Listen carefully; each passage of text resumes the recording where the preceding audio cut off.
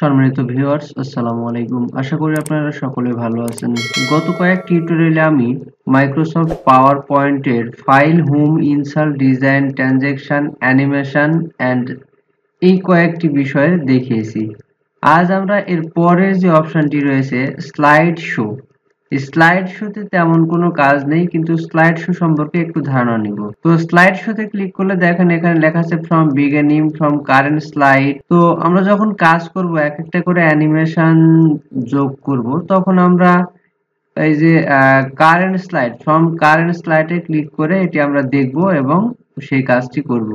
Are from beginning মানে from beginning A click করলে একবারে প্রথম স্লাইড থেকে কিন্তু স্লাইড শো শুরু হয়ে যাবে।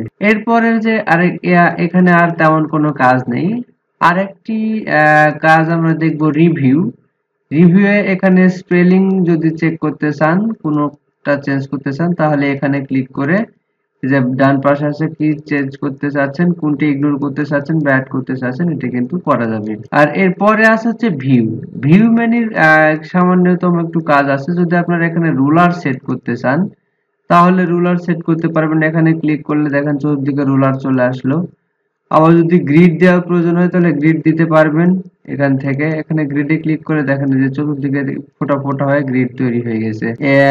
ভিউ থেকে এটি সেট করতে পারবেন। আর এখানে আরেকটি গুরুত্বপূর্ণ যে কাজটি করা হয়ে থাকে, অনেক সময় আপনারা যখন শিক্ষক বাতায়ন থেকে ক্লাস আপলোড করেন, তাহলে অনেক অংশ আপনারা মিশাতে পারেন না। সেটি এই স্লাইড মাস্টার স্লাইড, সেটিকে বলা হয় স্লাইড মাস্টার, এখান থেকে করা হয়। আপনারা যদি কেউ স্লাইড মাস্টার করতে চান, তাহলে এখানে ভিউ থেকে এই যে স্লাইড মাস্টারে ক্লিক করে আপনারা সেটি করতে পারবেন।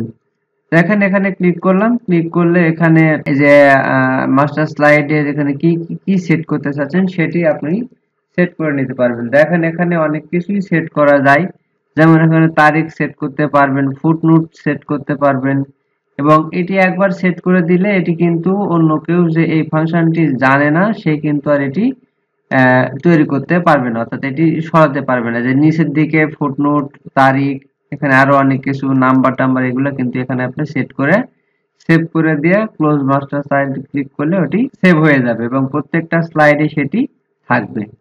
এভাবেই কিন্তু আপনারা এই ভিউ থেকে স্লাইড মাস্টার তৈরি করে নিতে পারেন। তো সম্মানিত ভিউয়ার্স, আজ এ পর্যন্তই। সামনের টিউটোরিয়ালে আমি সম্পূর্ণ একটি ক্লাস কিভাবে তৈরি করব সেটি দেখাবো। সেই পর্যন্ত সবাই ভালো থাকবেন, সুস্থ থাকবেন।